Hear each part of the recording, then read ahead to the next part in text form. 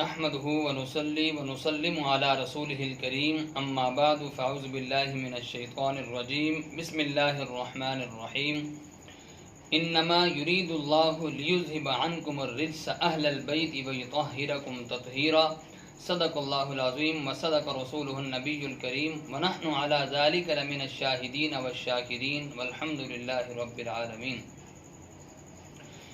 اللہ رب العزت نے حضرت آدم علیہ السلام کی اولاد میں سے سب سے زیادہ عرب کو مقام اور مرتبہ عطا فرمایا۔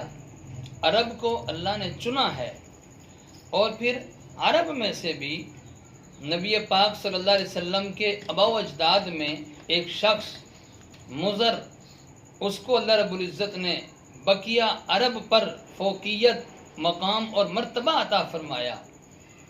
اور پھر مضر میں سے اللہ رب العزت نے قریش کو چنا، اور پھر قریش میں سے ہاشم کو چنا، اور نبی پاک صلی اللہ علیہ وسلم فرماتے ہیں کہ اللہ رب العزت نے ہاشم میں سے مجھے چنا ہے۔ تو نبی پاک صلی اللہ علیہ وسلم پوری انسانیت میں سے چنے ہوئے بہت ہی اعلیٰ اور افضل انسان ہیں۔ جب نبی پاک صلی اللہ علیہ وسلم امام الانبیاء، اولین و آخرین کے انبیاء، اولین و آخرین کے نبی، نبیوں کے نبی، ہر ایک کے لیے قیامت کی صبح تک کے لیے نبی بن کر آئے، جب ہمارے نبی پاک صلی اللہ علیہ وسلم کا مقام اور مرتبہ بہت زیادہ، تو ظاہری بات ہے کہ جس گھر میں ہمارے پیغمبر تشریف لائے ان گھر والوں کا مقام اور مرتبہ بھی زیادہ، جن خاندان میں ہمارے نبی تشریف لائے اس خاندان کا مقام اور مرتبہ بھی زیادہ۔ حضور کی وجہ سے حضور کے خاندان کا مقام اور مرتبہ، حضور کے گھر والوں کا، جن کو اہل بیت کہا جاتا ہے، اہل بیت کا مقام اور مرتبہ بھی بہت اونچا ہے۔ حضور کی محبت ہمارے ایمان کی بنیاد ہے، اسی طرح حضور کے گھر والوں کی محبت بھی ہمارے ایمان کی بنیاد ہے، ہمارے ایمان کا حصہ ہے۔ اگر کوئی میرے گھر والوں سے، میرے بچوں سے پیار محبت کرے تو ظاہری بات ہے کہ میرے دل میں اس کی محبت پیدا ہوگی۔ اسی طرح اگر ہم چاہتے ہیں کہ ہمارے محبت حضور کے دل میں آ جائے تو ہم حضور کے گھر والوں سے، حضور کے خاندان والوں سے پیار اور محبت کریں۔ صحابہ بھی ہمارے ایمان کی بنیاد، اور حضور کے گھر والے اہل بیت بھی ہمارے ایمان کی بنیاد ہیں۔ اللہ رب العزت نے بھی قرآن پاک میں اور نبی پاک صلی اللہ علیہ وسلم نے احادیث مبارکہ میں اہل بیت کی شان بیان فرمائی ہے، اہل بیت کا مقام اور مرتبہ بیان فرمایا ہے۔ قرآن پاک کی آیت ہے، اللہ رب العزت نے فرمایا کہ ہم نے اہل بیت سے ہر قسم کی گندگی کو دور کر دیا، ہم نے ان کو پاک کر دیا، ہم نے ان کو صاف کر دیا، اور ہمیں جو سب سے افضل درود ابراہیمی دیا گیا، جو نماز کے اندر بھی پڑھا جاتا ہے۔ آپ اس درود میں غور کریں کہ اللہ رب العزت نے جہاں حضور کا تذکرہ کیا وہاں حضور کی آل کا بھی تذکرہ کیا۔ اللہم صلی علی محمد وعلی آل محمد، جہاں حضور کا تذکرہ ساتھ ہی الگ لفظ لا کر علی آل محمد کہہ کر حضور کے آل کا مقام اور مرتبہ بتلا دیا، حضور کے گھر والوں کا، حضور کے اہل بیت کا مرتبہ بتلا دیا۔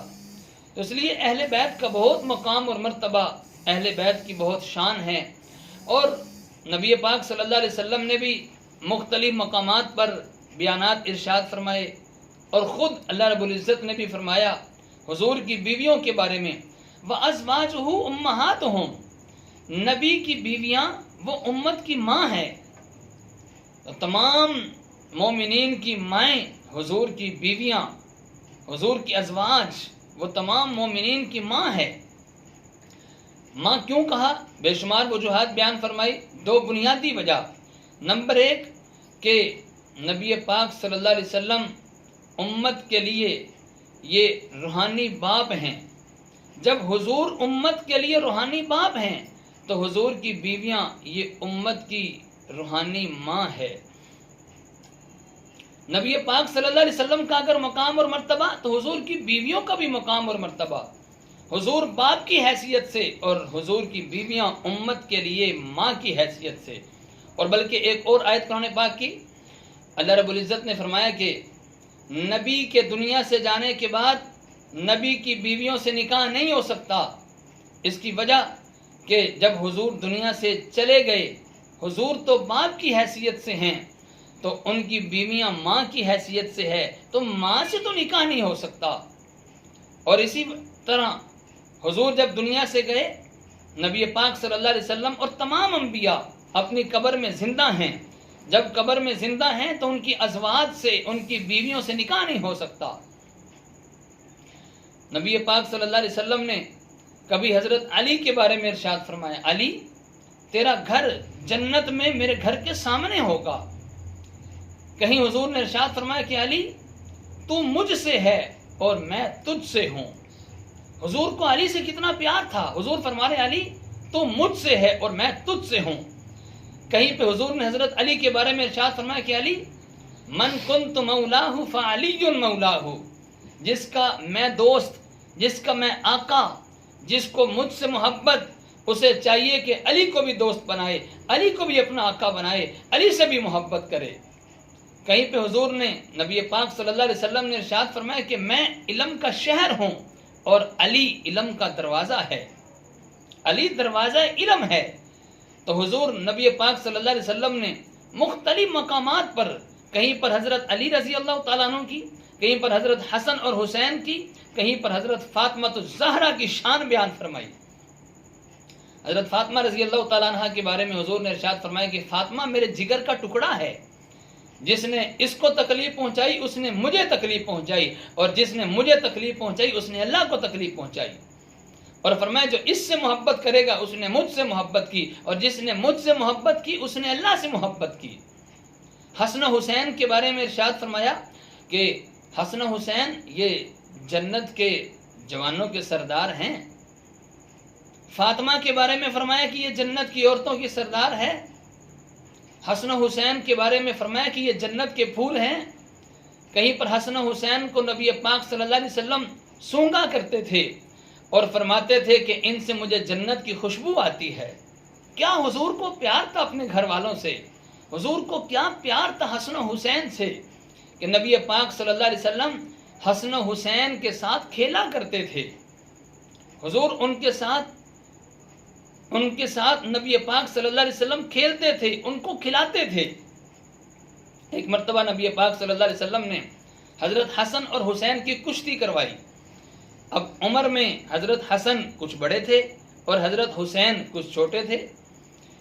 جب کشتی کر رہے ہیں تو نبی پاک صلی اللہ علیہ وسلم حضرت حسین کو کہہ رہے ہیں حسین شاباش شاباش۔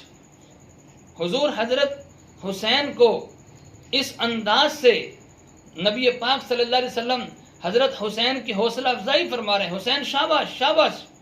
اس انداز سے حضور دونوں کے درمیان کشتی کروا رہے ہیں۔ یہ سارا منظر نبی پاک صلی اللہ علیہ وسلم کی بیٹی سیدہ فاطمہ الزہرا دیکھ رہی ہیں۔ دیکھ کر کہنے لگی اے اللہ کے نبی صلی اللہ علیہ وسلم، ابا جان آپ حسین کو کہہ رہے ہیں، حسن کو کیوں نہیں کہہ رہے؟ آپ حسن کو کیوں نہیں کہہ رہے؟ شاباش شاباش، آپ حسین کو شاباش دیے جا رہے ہیں۔ نبی پاک صلی اللہ علیہ وسلم نے فرمایا کہ بیٹی میرے پاس جبرائیل کھڑا ہے، جبرائیل بھی حسین کو شاباش دے رہا ہے، میں کیوں نہ حسین کو شاباش دوں؟ تو نبی پاک صلی اللہ علیہ وسلم اس انداز سے حسن حسین کے ساتھ پیار کیا کرتے تھے۔ عرب کے معاشرے میں بچوں سے پیار کرنا عیب سمجھا جاتا تھا۔ جو شخص بچے سے پیار کرتا تھا اس کو بڑا معیوب سمجھتے تھے۔ گود میں اٹھانا تو دور کی بات، کوئی پیار بھی کرنے کے لیے بچے سے تیار نہیں ہوتا تھا۔ نبی پاک صلی اللہ علیہ وسلم نے عرب کی رسم کو بھی توڑا ہے اور بچوں سے پیار کر کے دکھایا ہے، اور صرف گود میں نہیں، ہمارے نبی نے حسن و حسین کو کندھے پر بٹھا کر کھلایا ہے، دونوں کو کندھے پر بٹھایا۔ ایک مرتبہ نبی پاک صلی اللہ علیہ وسلم اپنی کمر پر بٹھا کر حسن اور حسین کو کمرے میں جھولے دے رہے ہیں۔ ایک صحابی تشریف لائے اور دیکھ کر فرمانے لگے کیا بہترین سواری ہے. حضور کے بارے میں فرمایا کیا بہترین سواری ہے. تو نبی پاک صلی اللہ علیہ وسلم نے فرمایا کہ تم سواری دیکھتے ہو، اوپر سوار نہیں دیکھتے کہ سوار کتنے بہترین ہیں. کبھی نبی پاک صلی اللہ علیہ وسلم حسن اور حسین کو اپنی زبان دیتے تھے چوسنے کے لیے. کافی دیر تک حسن و حسین ہمارے نبی کی زبان چوستے تھے. کیا حسن و حسین کا مقام اور مرتبہ کہ جن کو گھٹی ہمارے پیغمبر نے دی ہے. آج کسی کے ہاں بیٹا پیدا ہو جائے، بچہ پیدا ہو جائے، بچے کی ولادت ہو، کسی اللہ والے سے گھٹی دلوائی جاتی ہے اور دلوانی بھی چاہیے، لیکن کیا سمجھتے ہیں کہ اس کو فلاں نے گھٹی دی ہے، بڑا مقام اور مرتبے والا، اس کو فلاں اللہ والے نے دی ہے. سارے اللہ والے پیغمبر کے جوتوں کے خاک کے برابر بھی نہیں ہیں. سب کو ولایت ملی حضور کے صدقے سے. حسن و حسین کیا مقام اور مرتبے والے کہ جن کو پیغمبر نے خود گھٹی دی ہے. پیغمبر کے منہ کا لعاب حسن و حسین کے منہ میں گیا ہے.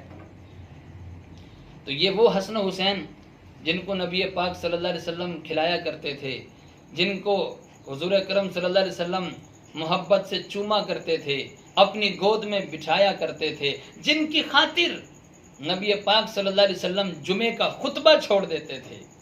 ایک مرتبہ جمعے کا خطبہ دے رہے ہیں اور صحابہ کرام بیٹھے ہوئے ہیں. حسن و حسین مسجد میں داخل ہوئے. نبی پاک صلی اللہ علیہ وسلم نے دیکھا، ابھی وہ چھوٹے تھے، لڑکھڑاتے ہوئے مسجد میں آ رہے ہیں.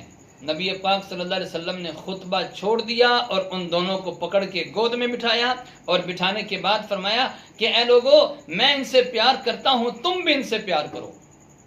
ہمارا اہل سنت والجماعت کا عقیدہ اور نظریہ ہے، جس کو امام ابن تیمیہ رحمۃ اللہ علیہ نے بھی لکھا، اور اسی طرح عقیدہ طحاویہ کے اندر بھی یہ بات موجود ہے کہ اہل سنت والجماعت کے اصولوں میں سے ہے، اہل سنت والجماعت کی نشانیوں میں سے ہے کہ وہ صحابہ سے بھی پیار کرتا ہوگا، اہل بیت سے بھی پیار کرتا ہوگا.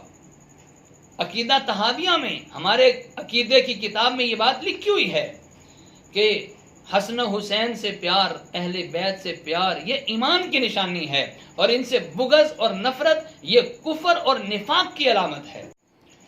نبی پاک صلی اللہ علیہ وسلم ایک مرتبہ گھر تشریف لائے تو حضرت حسن اور حسین آرام فرما رہے تھے. حضرت علی المرتضیٰ بھی آرام فرما رہے تھے. حضرت حسین کی آنکھ کھلی، پانی مانگا تو نبی پاک صلی اللہ علیہ وسلم کی بیٹی سیدہ فاطمہ الزہرا اٹھی پانی لانے کے لیے. نبی پاک صلی اللہ علیہ وسلم نے ان کو بٹھا دیا، بیٹی آپ بیٹھ جاؤ. حضور خود گئے، گلاس لیا اور کمرے میں گھڑا موجود تھا، گھر میں گھڑا موجود تھا، وہاں سے پانی نہیں لیا، باہر گئے. ایک بکری جس کے تھن بالکل خشک ہو چکے تھے، ہمارے پیغمبر نے نبوت والے ہاتھ لگائے، تھن دودھ سے بھر گئے. نبی پاک صلی اللہ علیہ وسلم نے خود اس کے تھن سے دودھ نکالا اور گلاس بھرا اور گھر تشریف لائے. اتنی دیر میں حضرت حسن بیدار ہو چکے تھے تو انہوں نے بھی دودھ مانگا تو نبی پاک صلی اللہ علیہ وسلم نے ان کو نہیں دیا، حسین کو دینے لگے. تو بیٹی کہنے لگی ابا جی حسن کو بھی دیجیے. تو حضور نے فرمایا کہ نہیں، پہلے حسین نے مانگا ہے، پہلے حسین کا حق ہے. اور پھر اس موقع پہ حضور نے فرمایا کہ بیٹی فاطمہ، میں اور تو اور یہ حسن اور حسین اور یہ جو سو رہا ہے علی، حضرت علی اس وقت سو رہے تھے، آرام کر رہے تھے، فرمایا کہ اور یہ جو سو رہا ہے کل قیامت کے دن اسی طرح اکٹھے ہوں گے. تو ان کی کیا شان اور مقام اور مرتبہ. اور بلکہ ایک حدیث نبی پاک صلی اللہ علیہ وسلم نے ارشاد فرمایا کہ اگر کسی نے میرے گھر والوں کے ساتھ، میری اولاد کے ساتھ اچھا سلوک کیا اور پھر وہ غربت کی وجہ سے بدلہ نہ چکا سکے، اس احسان کا بدلہ نہ چکا سکے، تو کل قیامت کے دن اپنے گھر والوں اور بچوں کی طرف سے بدلہ میں چکاؤں گا. تو اس لیے اہل بیت کی بڑی شان اور بڑا مقام اور مرتبہ. نبی پاک صلی اللہ علیہ وسلم کو حسن حسین سے بڑا پیار. ایک مرتبہ نبی پاک صلی اللہ علیہ وسلم نماز پڑھ رہے ہیں، سجدے کی حالت میں ہے کہ حسن اور حسین کمر پہ چڑھ گئے. نبی پاک صلی اللہ علیہ وسلم نے، حضور نے حسن اور حسین کی وجہ سے سجدہ لمبا کر دیا. صحابہ کرام یہ سمجھے کہ شاید نبی پاک صلی اللہ علیہ وسلم دنیا سے چلے گئے، حضور دنیا سے پردہ فرما گئے، سر نہیں اٹھا رہے، سجدہ لمبا ہو گیا۔ تو جو اگلی صف کے لوگ تھے انہوں نے تھوڑا سا سر اٹھا کے دیکھا تو نبی پاک صلی اللہ علیہ وسلم سجدے میں ہیں، حسن اور حسین حضور کی کمر پہ ہیں۔ ایک صحابی دوران نماز آگے بڑھنے لگے حسن و حسین کو پیچھے کرنے کے لیے، تو حضور کی نظر پڑ گئی کہ کوئی آگے آ رہا ہے ان کو اتارنے کے لیے۔ حضور نے اشارہ کر دیا کہ بس پیچھے رہو اپنی جگہ پہ۔ جب تک حسن و حسین حضور کی کمر سے نہیں اترے ہمارے پیغمبر نے سجدے سے سر نہیں اٹھایا۔